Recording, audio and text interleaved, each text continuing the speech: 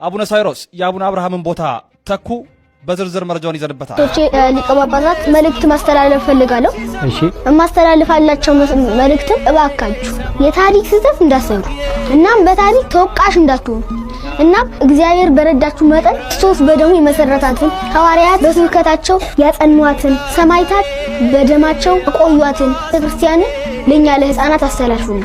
ከሃይማኖቴ ጋር የኔ ነፍስ ትወጣለች። በሃይማኖት አንደራደር። ስለዚህ ሁላችንም በያለንበት ልንሰራው የሚገባንን እንስራ። እጅግ የሚያሳዝን ነው። መምህር ታደሰ ወርቁ ታስሯል። ያው ታስሯል የሚለውን ዜና ለመንገር ወይም ፍትህ ለመጠየቅ አልመጣውም።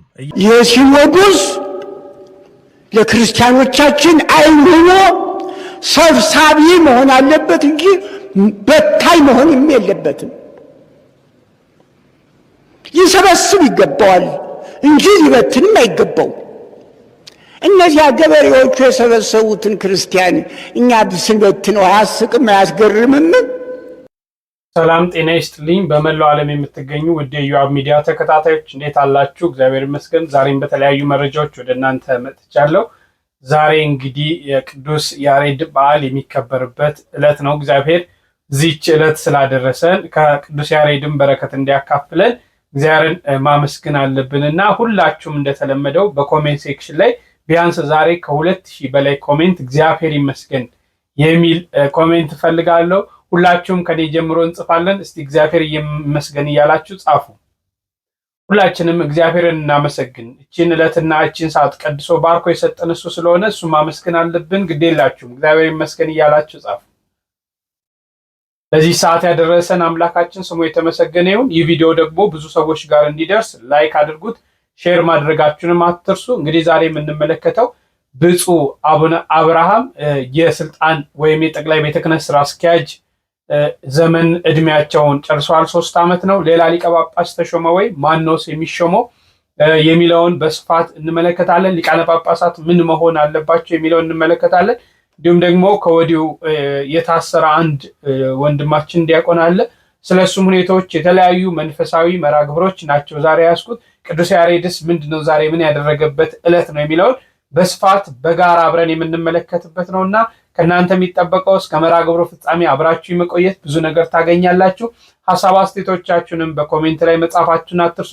ግን እግዚአብሔር ይመስገን ብሎ መጻፍ የሁላችን ኦርቶዶክሳውያን ግዴታ ነው። እስቲ ቀዳሚ ያደረግናቸውን ተመልክተን እንመለስ።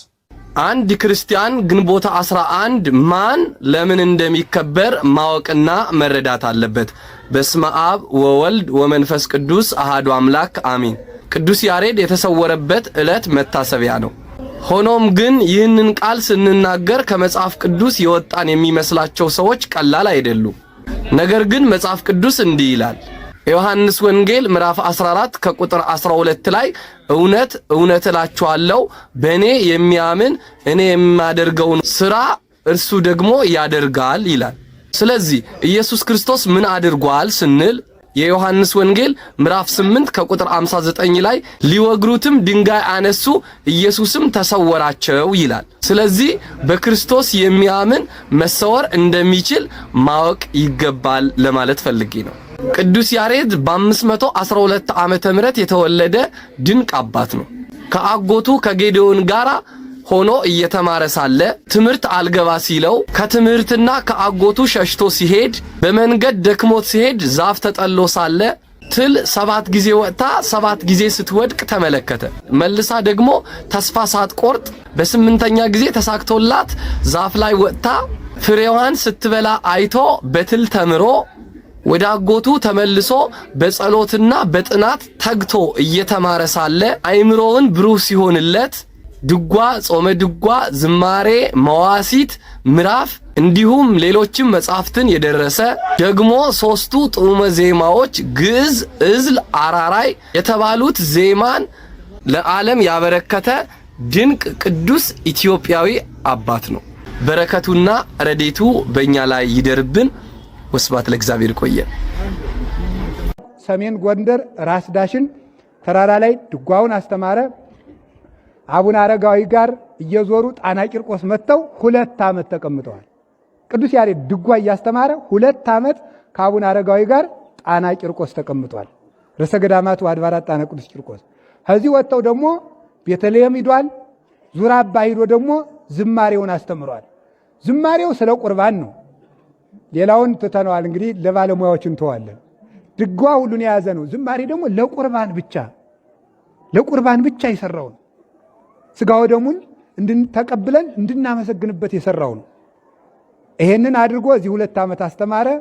ደብረ ዳሞን አመሰገነ። አብሮ ተሰርታ ስትመረቅ የመረቃት ቅዱስ ያሬድ ነው።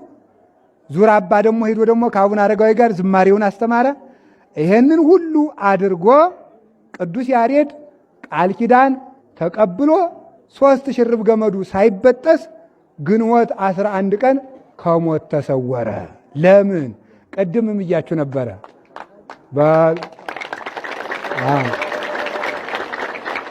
ሰው በሉ፣ ሰውነት በሉ፣ ሃይማኖት፣ ምግባር ይበጠሳሉ አይበጠሱም? ቅዱስ ያሬድ ንጹሕ ሰው ነው አይደለም? ሃይማኖት የለውም አለው? ምግባር የለውም አለው? ተበጠሰ? ምን አረገ? ሞት ሳይበጥሰው፣ የእድሜውን ገመድ ሞት ሳይበጥሰው ከሞት ተሰወረ። ሞት ያልነካው ለምን? 3 ሽርብ ገመድ ነው። ቅዱስ ያሬድ ብቻውን የጠቆመ ነጠላ አይደለም፣ ሁሉ ያለው ነው እኮ። እንደ ሮማን ፍሬ ሁሉ የተነባበረለት። ከቄርሎስ ጋር ይተረጉማል፣ ከጳውሎስ ጋር ይሰብካል፣ ከኢሳይያስ ጋር ይተነበያል፣ ከፈለገ ከመላክ ጋር ያዜማል፣ ከመናንያን ጋር ይመንናል፣ ከሰማይታት ጋር መከራ ይቀበላል፣ ከጳጳሳት ጋር ይሾማል፣ ከቀሳውስት ጋር ይቀድሳል፣ ከዲያቆናት ጋር ይራዳል። ቅዱስ ያሬድ ሁሉን የሆነ የቤተ ክርስቲያን ቅመም ነው። 3 ሽርብ ገመድ አይበጠስም። እኛም ሃይማኖት ምግባር ይዘን እንዳንበጠስ የቅዱስ ያሬድ ግዕዝ፣ ዕዝል፣ አራራይ የታጠቀች ቤተ ክርስቲያን እንዳትበጠስ፣ ዜማው እንዳይቋረጥ የሥላሴ ፈቃድ ይሁን። ይቆየን። ወስብሐት ለእግዚአብሔር። ለመምህሮቻችን እግዚአብሔር አምላክ ቃለ ሕይወትን ያሰማልን። ዛሬ የቅዱስ ያሬድ በዓል ምን እንደሆነ በስፋት ነው ያየነው። እንግዲህ ቅዱስ ያሬድ የዜማው ሊቅ፣ ዜማውን የደረሰ በዛች ትል የተማረ፣ ያቺ ትል እንግዲህ ዛፍ ስር ተቀምጦ 7 ጊዜ ወርቃ ስትነሳ ሲያይ እግዚአብሔር በዚች ነፍስ ሊያስተምረኝ ነው ብሎ መምህሩን ይቅርታ ጠይቆ ወደ ቤተ ጉባኤ ገብቶ ተምሮ እስከ ጽርሐ አርያም ድረስ ደግሞ ሄዶ ከመላእክት ዜማን ተምሮ መጥቶ ያንን ዜማ የደረሰበት እንደሆነ ይታወቃል ቅዱስ ያሬድ። ዛሬ እንግዲህ በዓሉ በድምቀት በተለይ በአዲስ አበባ በጎተራ አካባቢ የሚገኘው የቅዱስ ያሬድ ቤተክርስቲያን በደብሮ የሚገኙ ወደ 11 የሚገኙ ጥላት ሁሉ ሞተው ነው በዓሉ የሚከበረው። እንኳን በድጋሚ እንኳን አደረሳችሁ። ሌላው እስቲ ዲያቆን ታደሰ ወርቁ ምን አድርጎ ነው ለምንድን ነው የታሰረው የሚለውን እንመልከት። እጅግ የሚያሳዝን ነው። መምህር ታደሰ ወርቁ ታስሯል። ያው ታስሯል የሚለውን ዜና ለመንገር ወይም ፍትህ ለመጠየቅ አልመጣውም። እያሰሩ መፍታት ብሔራዊ ልማድ መሆኑ እንግዲህ የታወቀ ነው። እያሰሩ መግደል እስኪጀመር ድረስ ያው ይሄ ብርቅ ድንቃችን አይደለም። ነገር ግን መምህር ታደሰ ወርቁ ለምንድነው የታሰረው የሚለውን ግን መናገር እፈልጋለሁ። ያው በጣም ብዙዎች ሲሰጡት እንደነበረው ትንታሬ የመጀመሪያው ጉዳይ መምህር ታደሰ ወርቁ ትንታግ ነው። በቤተ ክርስቲያናዊ ጉዳይ ላይ ፈጽሞ ድርድር የሚባል ነገር የማያውቅ ለቅድስት ቤተ ክርስቲያንና ለአባቶቹ እጅግ በጣም ቅርብ በመሆን በተለያዩ አስተዳደራዊ ጉዳዮች ላይ ሙያዊ የሆነ ቀና አስተዋጽኦን የሚያደርግ ታላቅ መምህር ነው። የልብ ምት ነው። ስለዚህ 2 ጉዳዮች ላይ ቀጥተኛ ተሳትፎ እንዳያደርግ በማሰብ ነው እንግዲህ እንዲታሰር የሆነው። አንደኛው የዋና ስራ አስኪያጅና የጸሐፊ ምርጫ እንግዲህ በዚህኛው የሲኖዶስ ስብሰባ መኖሩ ይታወቃል። ስለዚህ የሆነ መንግስታዊ ጋንታ አለ በቤተ ክርስቲያን ውስጥ በሁለት ማሊያ እየተጫወተ ይችን ቅድስት ቤተ ክርስቲያን እየሸነሸነ በመሸጥ የሚተዳደር። ስለዚህ እነኚህ ለሃይማኖት ሳይሆን ለዘር ያደሩ አካላት እነሱ የሚፈልጉትን ነገር እንዲያደርጉ ሲፈልጉ እንደ መምህር ታደሰ ወርቁ አይነት ጀግኖችን ማራገፍ ይጀምራሉ። እንደዚህ ማለት ነው። ሲቀጥል ሁለተኛው መረሳት የሌለበት ባለፈው የጥቅምት ወር ሲኖዶስ ላይ እጅግ በጣም አወዛጋቢና እጅግ አንገብጋቢ የነበረው የአዲስ አበባ ሀገረ ስብከት የሌብነት ጉዳይ ነው። ይህንን የለየለት የሌብነትና የውንብድና ክፉ ታሪክ ለመደበቅ ለመሸፋፈን የአዲስ አበባ ሀገረ ስብከት ሰዎች መዋዕለ ንዋይ ጭምር በመመደብ ነው እየተጋጋጡ ያሉት። ጥቅምት ወር ላይ በነበረው የሲኖዶስ ስብሰባ ላይ ቀድሞ በጠቅላይ ቤተ ክህነት ደረጃ ተቋቁሞ እጅግ የሚገራርሙ የማጣራት ስራዎችን በመስራት ሌባና ሌብነትን በደንብ አድርጎ በማጋለጥ ወደ ውሳኔ የሚንደረደረውን ጸረ ሌብነት የሆነውን በእነ መምህር ታደሰ ወርቁ የጀርባ አጥንትነት የሚመራውን ኮሚቴ መተውጣሉ። የተገዛ ኮሚቴ አስቀመጡ። ያ ኮሚቴ ምን ያቀርባል? አሁን የምናየው ነው። ምን እንደተጣራም በዛው እናያለን። ነገር ግን ነገሮች ተደባብቀው እንዲታለፉ ስለሚፈለግ እንደ መምህር ታደሰ ወርቁ አይነት ጠያቂ የሆኑ ሰዎችን በማሳሰር ነገሮችን መደፋፈን ነው የተፈለገው። መምህራችን መምህር ታደሰ ወርቁ በሁለት ምክንያቶች ነው የታሰረው። አንደኛ በሚኖረው የጠቅላይ ስራ አስኪያጅና የጸሐፊ ምርጫ፣ ሁለተኛ የአዲስ አበባ ሀገረ ስብከትን ሞልቶ የፈሰሰ የሌብነት ታሪክ ለመደበቅ ለመሸፈን። ቅድስት ቤተክርስቲያንን ልጆቿ ቆመን እያየናት ገድላችሁ አጨርሷትም ልትቀብሯትም አትችሉም። መምህር ታደሰ ወርቁን ያሳሰረው ጳጳስ ይሄ ይታወቅ። ሁለተኛ ቪዲዮ ይኖረኛል።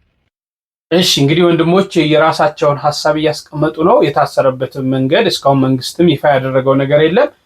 ፍርድ ቤት ቀርቦ የታሰረበትን መንገድ ምን እንደሆነ ስንሰማ ትክክለኛ መረጃውን እናመጣለን። ግን የቤተክርስቲያን ወንድሞች፣ የቤተክርስቲያን አባቶች መታሰራቸው ለምን እንደሆነ ብዙ ጊዜ ይታሰራሉ፣ ይፈታሉ።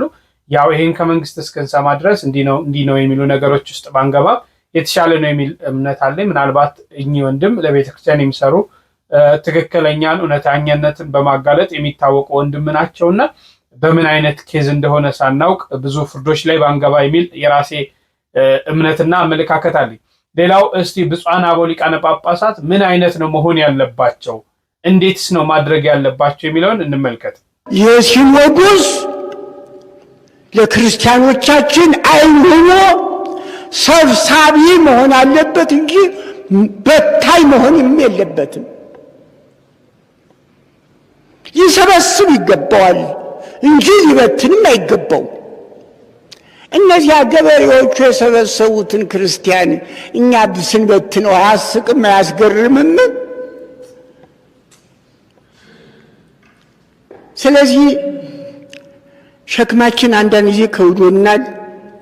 ተስፋው ለኩሎም አጽናፈ ምድር፣ አጽናፈ እስከ አጽናፍ ተስፋ የሆንከው አምላካችን ጸሎታችን ስማን። ተስፋችን አንተ ነህ፣ ኃይላችንም አንተ ነህ። ብዙ ነገር ከብዶናል፣ ጨንቆናል። በመካከላችን ተገኝተህ አንተው ትልቅ ድጋፍ ሁነን። አዎ በጥበብም ብፁዕ ቅዱስ አባታችን ብፁዓን ሊቃነ ጳጳሳት ችግሩን በጥበብ ልናስበው ይገባል። ሰውም እንዳይሰማብን በችግሩን ሁሉ በጥበብ ልናልፈው በጥበብ ሐዋርያትም እኮ ያን የመጀመሪያውን ሲኖዶስ ሲያካሂዱ በጥበብ ነው ያለፉት። በጥበብ ነው ያንን ጉዳይ ችግሩን የተወጡት። ስለዚህ ቅዱስ አባታችን ብፁዓን ሊቃነ ጳጳሳት የቅዱስነቶ ቡራኬ አይለየንና ይህንን ችግር ዘመን ችግሩን በጥበብና በብልሃት እንድንወጣ የልዑል እግዚአብሔር ፈቃዱ ይሁንልን። አምላካችን ይርዳን። ገና ለገና እውነትን ይገልጣሉ፣ ሐሰትን ያጋልጣሉ ብላችሁ ፈርታችሁና ሰግታችሁ ባታሳዱን ጥሩ ነበር። ሁላችሁም ኦርቶዶክሳውያን አንዳንድ ነገሮች ይሰለቻሉ፣ ይታክታሉ፣ እንዲሁም ደግሞ ይደክማሉ። እባካችሁ ጆሮአችን፣ ልቦናችን በጠቅላላ ወደ ቅዱስ ሲኖዶስ ምልአተ ጉባኤ ይሁን። ጠቅላይ ቤተ ክህነት አካባቢ የሚሰሙ ድምጾች እንዲሁም የሚደርሰን መረጃ እጅግ ከባድና አስቸጋሪም ደግሞም ለማመንም የሚከብድ ነው። አባቶቻችን ሆይ ይህ ብላቴና ሕፃን የነገራችሁን አልሰማችሁም ይሆን? እባካችሁን የታሪክ ተወቃሽ አትሁኑ። የዚህ ልጅ ድምፅ ሁላችንም ሼር፣ ኮፒሊንግ፣ ሪፖስት እናድርግ። አባቶቼ ሊቀ ጳጳሳት መልእክት ማስተላለፍ ፈልጋለሁ። እሺ ማስተላለፋላቸው መልእክትም እባካችሁ የታሪክ ስህተት እንዳሰሩ እናም በታሪክ ተወቃሽ እንዳትሆኑ እናም እግዚአብሔር በረዳችሁ መጠን ክርስቶስ በደሙ የመሰረታትን ሐዋርያት በስብከታቸው ያጸኗትን ሰማዕታት በደማቸው ያቆዩአትን ቤተክርስቲያንን ለኛ ለሕፃናት አስተላልፉልን። እንግዲህ ሰምታችኋል። ብፁዕ አቡነ ኤልያስ ይባላሉ ሸምገል ያሉት ሊቀ ጳጳስ ተወዳጅ አባት ናቸው። በቅዱስ ሲኖዶስ ምልዓተ ጉባኤ መክፈቻ ላይ የተናገሩት ነው። እንግዲህ ለክርስቲያኖች አይን ነው ሲኖዶስ መሆን ያለበት፣ የክርስቲያኖች ሰብሳቢ ነው መሆን ያለበት፣ የክርስቲያኖች አባት፣ የክርስቲያኖች መከታ፣ ከእግዚአብሔር በታች መከታ አለኝታ ነው መሆን ያለበት ቅዱስ ሲኖዶስ ብሎ በጣም በስፋት እንግዲህ ገበሬው ቄስ የሰበሰበውን ምዕመን እኛ ጳጳሳቶቹ መበተን የለብንም የሚሉ ነገሮችን በስፋት በጣም ደስ በሚል ሁኔታ ነው ያነሱት። ለብፁዕነታቸው እግዚአብሔር አምላክ ቃል ያሰማልን።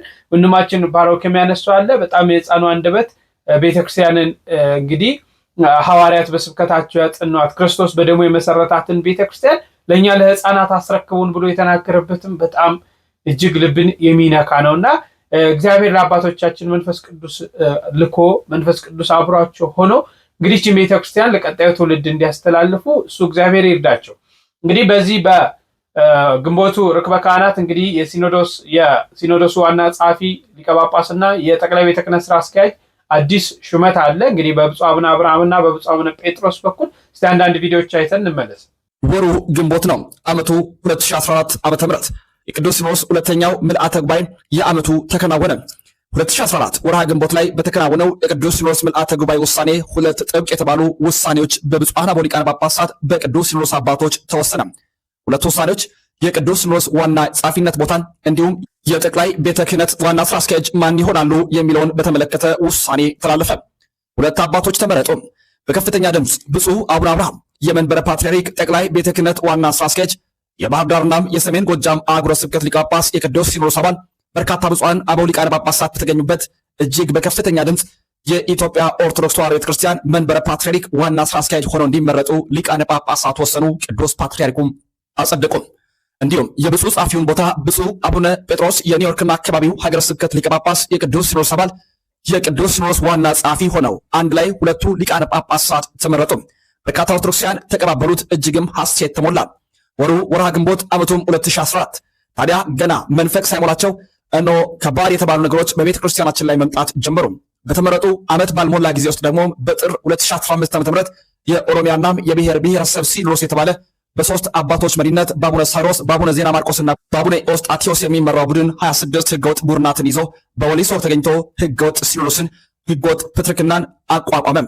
ይህ እኔ ጳጳስ ነኝ፣ እኔ ፓትርያርክ ነኝ፣ እኔ መንበር ነኝ ብሎ በወሊሶ የተነሳው የህገወጥ ቡድን ከፍተኛ የሆነ መከራን በቤተ ክርስቲያናችን ላይ አሳደረም። በምዕራብ አርሲ በአብዛኛው በሻሸመኔና አርሲ ነገሌ ከ50 ያላነሱ ክርስቲያኖች ተገደሉ። ይበልጥሩ አኬል ዳማ ሆና በዚያ የሰነበተችው ሻሸመኔ ብዙ ልጆቿን ገበረች። በተለያዩ አራቱም የኢትዮጵያ ክፍላት ደግሞ ጥቁር ለብሰው አብዛኛው ኦርቶዶክሳውያን ማቅ ለብሰው ሐዘናቸውን ገለጡም። አንድ ሲኖዶስ፣ አንድ ፓትርያርክ በማለትም አወጁም። እርቀ ሰላም በሚፈጠርበት ጊዜ አብያትነት ቤተክርስቲያን እንዳትከፈልና ህብረት አንድነት እንዲደራጅ ሁለቱ አባቶች ዋናውን ሚና ከቅዱስ ፓትርያርኩ ጋር ተወጥተዋል። ብፁዕ አቡነ ጴጥሮስና ብፁዕ አቡነ አብርሃም እነሆ ከዛ በኋላም አቡነ ሳይሮስ የሸገር ሲቲ አገረ ስብከት ሊቀ ጳጳስ፣ እንዲሁም አቡነ ኤዎስጣቴዎስ የኢሉ አባቦራ አገረ ስብከት ሊቀ ጳጳስ፣ አቡነ ዜና ማርቆስ ደግሞ የቡኖ በደሌ እንዲሁም የምዕራብ አርሲ ሀገረ ስብከት ሊቀ ጳጳስ ሆነው ተመረጡ። አሁን ጊዜው ደረሰ። በቅዱስ ሲኖዶስ አባቶች ውሳኔ መሰረት አንድ ሰው ወይንም አንድ ሊቀ ጳጳስ በአንድ ቦታ መቆየት የሚችለው ለ3 ዓመት ነው። ይኸውም በድጋሚ የሚመረጥ ከሆነ ይቀጥላል፣ አሊያ ደግሞ ሌላ ጳጳስ በምርጫ ይተካል። በዚህ አጋጣሚ 2014 የተጀመረው 2015፣ 2016፣ 2017 ነው በዚህኛው ዓመት የመጨረሻው ጊዜ ነው። በመሆኑም ብፁዕ አቡነ ጴጥሮስ እንዲሁም ብፁዕ አቡነ አብርሃም በምትካቸው ማን ይተካል የሚለው በርካቶች ሀሳቦቻቸውን የሰነዘሩበት እጅግም ደግሞ የቅዱስ ሲኖዶስ ውሳኔን ተጠባቂ ከሚያደርጉት መካከል ዋናው ርዕሰ ጉዳይ የሆነ ለደረሰን መረጃ መሰረት ከፍተኛ የሆኑ ርብርቦች፣ ውስጥ ለውጥ ሽኩቻዎች ቀጠሉ። አቡነ ሳይሮስ ያንን ሁሉ ነገር ካሳለፉ በኋላ አሁን የስራ አስኪያጅነቱን ቦታ ለመያዝ ከፍተኛውን ስራ እየሰሩ እንደሚገኙ የወጡ ያሉ መረጃዎቻችን አመላከቱ። በአንድ ጎኑ ብፁዕ አቡነ አብርሃም የመንበረ ፓትርያርክ ጠቅላይ ቤተ ክህነትን ስፍራ በድጋሚ ይዛሉ ተብሎ ሲጠበቅ፣ በሌላ ደግሞ መልኩ አቡነ ሳይሮስ ይመረጣሉ የሚሉ ግብግቦች በዙ። ታዲያ አሁን በደረሰን መረጃ መሰረትም ብፁዕ አቡነ ሳይሮስ የሚሮጡኝ ቅስቀሳ ያደረጉ ይመስል ድጋሚ አንድ በአገረ ስብከታቸው ህንፃ አስመረቁም። ማስመረቅ ብቻም ሳይሆን እጅግም በርካታ ሊቃነ ጳጳሳትን ጠሩ። ከሹመቱ በፊት የህንፃው ምርቃት ጥድፊያ በማለትም አንዳንድ ኦርቶዶክሳውያን ሀሳቦቻቸውን ያጋራሉ። በቀድሞው የደቡብ ምዕራብ ሸዋ በአሁኑ በሸገር ሀገረ ስብከት ስር የሚገኘው የገላን ጉዳ ክፍለ ከተማ የነበረ ህንፃ ግንቦት 10 ቀን 2017 ዓ.ም እንደሚመረቅ ተነገረ። በዚህ ምርቃት ላይ አቡነ ሳይሮስ ለጠቅላይ ዋና ስራ አስኪያጅ ሹመትና ድጋፍ ለማግኘት ሆነ ብለው ይህንን ቀን የመረጡ መሆኑን የመረጃ ምንጮቻችን በመረጃ በማድረስ በዚህ ምርቃት ላይ በርካታ ጳጳሳት እንድትጠሩ ብሎም በዚህ ምርቃት ላይ ለሚገኙ አባቶች ስጦታ፣ የብር መስቀል፣ እጀ መንሻና በቂ መስተንግዶም እንደተዘጋጀ እንዲሁም የዚህ ዝግጅት ዋና ስፖንሰር የፍኖተ ጽድቅ ባለቤት አቶ ጸጋይ መሆናቸውን የመረጃ ምንጮቻችን ዘገቡ። እንዲህ አይነቱ ድርጊት ከዚህ ቀደም በአባ ሳዊሮስ ጋባዥነት የተከናወነ ሲሆን ይህ መርሃ ግብር ጳጳሱና ግብረ አበሮቻቸው ላሰቡት የቡድን ምርጫ ቅስቀሳ ይረዳቸው ይሆን በማለትም በርካቶች ሀሳቦቻቸውን ሰንዝረዋል። ይህንን ሳንጨርስ አሁን በደረሰን መረጃ መሰረት ደግሞ ሊቃነ ጳጳሳቱ በተገኙበት መመረቁ ታውቋል። በሸገር ሀገረ ስብከት ስር የሰበታ ገላን ጉዳ ፉሪ ከፍላተ ከተማ ቤተ ክህነት ያስገነባውን ባለሶስት ወለል ህንጻ አስመረቀ በማለት አዲስ አበባ ሀገረ ስብከት ሚዲያ በቴሌግራም ገጹ አጋራ። በሸገር ሀገረ ስብከት ስር የሰበታ ገላን ጉዳና ፉሪ ክፍላተ ከተማ ቤተ ክህነት ጽሕፈት ቤት አዲስ ያስገነባውን ባለሶስት ወለል ህንጻ ላለፉት 3 ዓመታት በግንባታ ላይ ቆይቶ በብፁዕ አቡነ ሳይሮስ የሸገር ከተማና የደቡብ ምዕራብ ሀገረ ስብከት ሊቀ ጳጳስ የምስካየ ኅዙናን መድኃኔዓለም የበላይ ኃላፊ ብፁዓን አበው ሊቃነ ጳጳሳት የሀገረ ስብከቱ ዋና ስራ አስኪያጅ መጋቢ ጥበባት ደምሰው መርሻ የሰበታ ገላን ጉዳ ስራ አስኪያጅ መላከ ሰላም ቀሲስ አለማየሁ ተፈራ የሀገረ ስብከቱ የስራ ኃላፊዎች የገዳማትና አድባራት አስተዳዳሪዎች ጭምር ጥሪ የተደረገላቸው የክብር እንግዶችና ምዕመናን በተገኙበት በታላቅ ድምቀት መከበሩን ሸገር ሀገረ ስብከት ሚዲያ ያጋራውን የአዲስ አበባ ሀገረ ስብከት በስፋት መረጃውን አስተጋብቶታል። ብፁዕ አቡነ ማርቆስ፣ ብፁዕ አቡነ ናትናኤል፣ ብፁዕ አቡነ ሩፋኤል፣ ብፁዕ አቡነ ኤርሚያስ፣ ብፁዕ አቡነ ዲሜጥሮስ፣ ብፁዕ አቡነ ዮሐንስን ጨምሮ በርካታ ሊቃነ ጳጳሳት የተገኙበት በርካታ ምዕመናን የተገኙበትና የታደሙበት ምርቃት ተካሂዷል። ምርቃቱ የተከናወነው በብፁዕ አቡነ ሳዊሮስ መሪነት ነው። እነሆ ምርቃቱ ላይ የተቀመጠው ጽሑፍ እንደሚከተለው ይነበባል። እስካሁን ድረስ እግዚአብሔር ረድቶናል። በኢትዮጵያ ኦርቶዶክስ ተዋሕዶ ቤተክርስቲያን በሸገር ከተማ ሀገረ ስብከት የሰበታ ገላን ጉዲ ፉሪ ክፍለ ከተማ ቤተ ክህነት ጽሕፈት ቤት ያስገነባውን ሁለገብ ህንፃ ስራው ተጠናቆ አቡነ ሳይሮስ የሸገር ከተማና የደቡብ ምዕራብ ሀገረ ስብከት ሊቀ ጳጳስ የምስካየ ኅዙናን መድኃኔዓለም ገዳም የበላይ ኃላፊ የኦሮሚያ የሃይማኖት ተቋማት ሰብሳቢ የቅድስት ሥላሴ መንፈሳዊ ዩኒቨርሲቲ የቦርድ ሰብሳቢና ብፁዓን አበው ሊቃነ ጳጳሳት እንዲሁም የሸገር ከተማ የሥራ ኃላፊዎች በተገኙበት ዛሬ ግንቦት 10 ቀን 2017 ዓ.ም ተባርኮ ተከፈተ። እግዚአብሔር ኢትዮጵያን ይባርክ ይላል ጽሑፉም። አዎ እንግዲህ እንደተከታተላችሁት ነው። የዛሬ 3 ዓመት በፊት ነው ሹመት የተሰጣቸው ለብፁዕ አቡነ አብርሃምና ለብፁዕ አቡነ ጴጥሮስ። ብፁዕ አቡነ አብርሃም የጠቅላይ ቤተ ክህነት ስራ አስኪያጅ ሆነው እንዲመሩ፣ ብፁዕ አቡነ ጴጥሮስ ደግሞ የቅዱስ ሲኖዶስ ጸሐፊ ሆነው እንዲመሩ በግንቦቱ የዛሬ 3 ዓመት ይህ ስልጣን ተሰጥቷቸው እንግዲህ 3 ዓመታቸውን ዘንድሮ 2017 ዓ.ም ጨርሰዋል ማለት ነው። አሁን እንግዲህ በግንቦቱ ሲኖዶስ ከተያዙት ከ24ቱ አጀንዳ አንዱ 23ኛው ላይ የሚገኘው አጀንዳ የጠቅላይ ቤተ ክህነት ስራ አስኪያጅን እና የቅዱስ ሲኖዶስ ዋና ጸሐፊ ሊቀ ጳጳስ መምረጥ ምርጫ ነው። እንግዲህ ሲኖዶሱ ነው ይህን ምርጫ የሚያደርገው። ነገር ግን በተለያዩ ሚዲያዎች የሚወጣው ብፁዕ አቡነ ሳዊሮስ ተሹመዋል፣ ብፁዕ አቡነ ሳዊሮስ ሊመረጡ ነው እየተባለ ሰዎች የየራሳቸውን ኢንተረስት ያሰራጫሉ እንጂ ቅዱስ ሲኖዶስ በዚህ ጉዳይ እንኳን እጩ ብሎ ያቀረባቸው የለም። እጩ ብሎ የሚቀርቡት እንኳን በዕለቱ አጀንዳው በሚደርስበት ዕለት ነው። እነዚህ ብፁዓን አባቶች እጩ ተደርገው የሚሾሙ የሚመረጡ ብፁዓን አባቶች የሚኖሩት እንጂ ቅዱስ ሲኖዶስ ከወዲሁ እገሌ ይመረጣል እገሌ እንዲህ ይላል ብለው ብፁዓን አባቶችም ማንም ይህንን ነገር የተናገረ የለም። ሰዎች ግን የየራሳቸውን መልከታ የየራሳቸውን ኢንተረስት እንዲሆንላቸው የሚፈልጉትን ወይም ደግሞ እንዳይሆኑ የሚፈልጉትን በተለያየ መንገድ የሰዎችን ስም ለማጥፋት የአባቶቻችንን ስም ለማጥፋት አሁን ብፁዕ አቡነ ሳዊሮስ በብፁዕ አቡነ አብርሃም ቦታ ተሹመዋል እየተባለ የሚወራ ውሸት ነው። ገና ሲኖዶሱ አልሾመም። ገና እጩ ሊቃነ ጳጳሳትንም አልመረጠም። በዚያው እጩ ሊቃነ ጳጳሳትም እዛው ይመረጣሉ። እዛው ሚስጥራዊ በሆነ ያመራረጥ ስልት ሁሉም ብፁዓን አባቶች ለጠቅላይ ቤተ ክህነቱ ይመጥናሉ፣ ስራ ይሰራሉ፣ ከመንግስት ጋር ጥሩ ግንኙነት ይኖራቸዋል፣ ቤተክርስቲያኒቷን ያሳድጋሉ፣ ብዙ ነገር ይለውጣሉ ብሎ የሚያስባቸውን ብፁዓን አባቶች እግዚአብሔር የወደደና የፈቀደላቸው አባት ደግሞ እዛው ነው እንጂ የሚሾሙት እንዲህ አይነት ነገር የለም። ነገር ግን ዘንድሮ ሹመቱ እንዳለ ይታወቃል። ብፁዕ አቡነ አብርሃም 3 ዓመት አገልግለዋል። እድሜም ሊጨመርላቸው ይችላል ካላቸው የስራ ሪፖርቶች ታይቶ እስቲ 1 ዓመት አንድ የስራ ዘመን እድሜ ይጨመርላቸው ተብሎ 3 ዓመትም ሊጨመርላቸው ይችላል። ይህ የምናውቀው በዕለቱ አጀንዳው ላይ ስንደርስና ቅዱስ ሲኖዶስ በሚሰጠው መግለጫ መሆኑን ሁላችንም ልብ ልንል ያስፈልጋል እንጂ እገሌ ጳጳስ እገሌ ተመረጠ የሚባሉ ነገሮች ፍጹም በዚህ ታይም ውሸት እንደሆኑ እንድትረዱ እፈልጋለሁ። በመጨረሻ የአባታችን የአባ ገብረ ኪዳን አንድ ትምህርት ሰምተን እንመለስ። እግዚአብሔር ያልዘራውን የሚያጭድ የተዘራውን ማጨድማ ገበሬም ይችላል። እግዚአብሔር ግን ያልዘራን ያጭዳል፣ ያልበተነው ይሰበስባል። እንደገና ደግሞ ተመልከቱ፣ ያልሰጡትን ተቀበልኩ ይላልና እውነትም እግዚአብሔር ያልዘራውን አጭዳል ይላል። ያልሰጡትን ተቀበልኩ ይላል። ለምሳሌ ለእግዚአብሔር እኛ አብልተነው እናውቃለን? ለእግዚአብሔር አጠጥተነው እናውቃለን? አሁን ዛሬ ዝክር ይዘከራል። ከዚያ ዝክር እግዚአብሔር ይቀምሳል? አይቀምስም። ከዚያ መጠጥ እግዚአብሔር ይቀምሳል? አይቀምስም። እኛ ከሰራነው ቤት እግዚአብሔር እንግዳ ሆኖ ይስተናግዳል? እግዚአብሔርን ታሞ ያስታመመው ማን ነው? እግዚአብሔርን ታስሮ የጠየቀው አለ? እግዚአብሔር ተርቦት ያበላው ማን ነው? እግዚአብሔር በርዶት ያለበሰው አለ? እግዚአብሔር ቸግሮት ያበደረው ማን ነው? እግዚአብሔር ተገፍቶ የፈረደለት ማን ነው? አንዳችም እንኳን የለም። ግን ዘገበርክሙ ለአሐዱ ምሉኑ እሳት ሊተገበርክሙ፣ ለሱ ሳናደርግለት ያልዘራውን ያልበተነውን ይሰበስባል። ለሱ ሳናደርግለት ለወንድማችሁ አድርጋችኋልና ለኔ ያደረጋችሁልኝ ብሎ ያላደረግንለትን አደረጋችሁልኝ የሚል ነውና እግዚአብሔርማ እውነትም እንዲህ የሚያደርግ ነው ይላል። ቸሮ አምላካችን እግዚአብሔር ስሙ የተመሰገነ ይሁን። ታዲያ እግዚአብሔር ያለው ሰው ሁሉን ይችላል። በሃይማኖት መካንነት ተችሏል። አሁን እግዚአብሔር ያሳያችሁ ክርስቶስ ያመልክታችሁ። አንዲት ጠጠር ወደ ውሃ ብንወረውር ጠጠሪቱ ትሰጥማለች። ግን ይሄ ሁሉ ዓለም ያለው በውሃ ላይ ነው። ለምንድን ነው የማንሰጥመው? በእግዚአብሔር ከሆነ ይቻላል። እግዚአብሔር ቻይ ካላላት አንዲቱ ጠጠር ባህር ውስጥ ጥልቅ ትላለች። እግዚአብሔር ቻል ስላለው ግን ዘአጽንዐ ለምድር ዲበ ማይ፣ ይሄ መሬት ያለው ከውሃ ላይ ነው። አንሰጥምም፣ በሱ ጸንተን እንኖራለን። እግዚአብሔር ቻል ሲለው ሁሉ ይችላል። እግዚአብሔር ቻል ካለው ጠጠርም ተዋግቶ ይገላል። እግዚአብሔር ካላለው ደግሞ ሰራዊትም ማመድ ይሆናል። እግዚአብሔር ተናገር ሲለው ድንጋይም ይናገራል። እግዚአብሔር ብሎ መቅደስ ድንጋይ መቅደስ ሆኖ ይኸው ዛሬ እየቀደሰን ነው። እግዚአብሔር አልል ሲል ደግሞ እንደ እግዚአብሔር ፈቃድ መኖር ሲያቅት ሰው ድንጋይ ሆኗል። ዛሬ እግዚአብሔር ብሎለት እንቀመጥበት የነበረ ድንጋይ በቅዱስ ላሊበላ ጸሎት መቅደስ ሆኖ ሰው ይቀድሳል። አልልልን ብሎ ደግሞ እኛ ዛሬ ድንጋዮች ሆነናል። ተነግረን አንሰማም። ቀዝቃዞች ነን። የሃይማኖት ወኔ የለንም። እግዚአብሔር ስትሰደብ ዝም ነው የምንለው። ዝም ብለን ቁጭ ብለን እንበላለን፣ እንጠጣለን፣ ይመሻል ይነጋል። የሀገር ጉዳይ አስጨንቀን፣ የቤተ ክርስቲያን ጉዳይ አስጨንቀን፣ ለሀገርና ለቤተ ክርስቲያን መጨነቃችስ ቀርቶ ለራሳችን በተጨነቅንለት። ለራሱ ያልሆነ ህዝብ ለሀገር ይሆናል ብላችሁ ነው? ለራሳችን እኮ አልሆንም። ነፍስህ ርቧታል፣ ስጋውን ብላ፣ ኧረ ማን ይሰማል? ነፍስህ ጠምቷታል፣ ደሙን ጠጣ፣ ማን ይሰማል? ተራቁተሃል፣ ክርስቶስን ልበስ፣ ማን ይሰማል? አሞሃል፣ እባክህ በንስሐ ታከም፣ ማን ይሰማል? ተው ከሰማይ ቤት አትሰደድ፣ የሚሰማ የለም። ሰው ድንጋይ ሆነ፣ ድንጋይ ሰው ሆነ። ላሊበላ እንደምታዩት ድንጋይ ሰው የሆነበት ሀገር ነው ላሊበላ።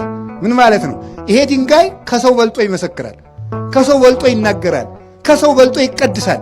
ቅዱስ ላሊበላ መቅደስ ድንጋይን መቅደስ አድርጓል። ድንጋይ የሆን ልጆቹን እኛንም መቅደስ ለመሆን ያብቃል። እውነት ነው። በእምነት የማይቻል ነገር የለም። ለአባታችን ለአባ ገብረ ኪዳን እግዚአብሔር አምላክ ቃልዎትን ያሰማልን። እንግዲህ ለዛሬ ያስኩላችሁ መረጃዎችን ይመስላሉ። በሌሎች መረጃዎች እስክንገናኝ ሀሳብ አስተያየቶቻችሁን በቅንነት እየሰጣችሁኝ ቸርን ሰንብት።